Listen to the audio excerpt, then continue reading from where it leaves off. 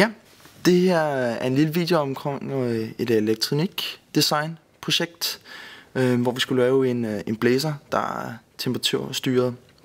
Og vi vil lave en lille hurtig gennemgang og demonstration. Vi ser allerførst heroppe, at vi får sendt en spænding igennem til vores NTC, den her blå fidus her. Og det er en temperaturstyret modstand. Og ved hjælp af en Wheatstone bridge sender vi signalet videre til en differensforstærker. Og den her differensforstærker, den forstærker differencen op mellem Wheatstone bridgen og et almindeligt signal fra spændingen af. Videre herfra, så har den altså forstærket differencen op.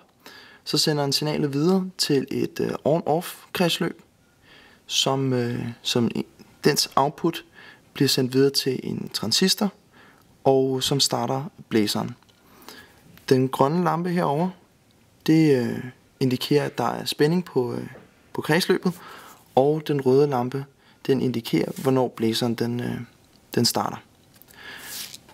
Vi har sat vores modstand til at blive aktiveret, når der er 6 volt eller under i outputtet. Så det kan I følge med heroppe.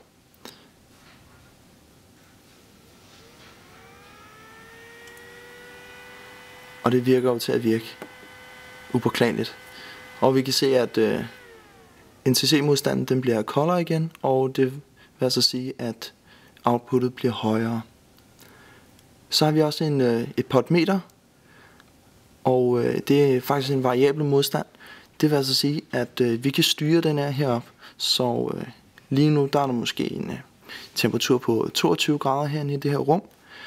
Det vil vi kunne styre sådan så, at hvis vi gerne vil have, at rummet skal være koldere, det vil altså sige, at blæseren skal køre lige nu, jamen så kan vi ændre på den, så outputtet bliver lavere. Og på den måde, der kan vi altså styre, hvilken temperatur vi gerne vil have til at, hvilken temperatur rummet skal have. Så det var en lille demonstration, lavet af skov og malm.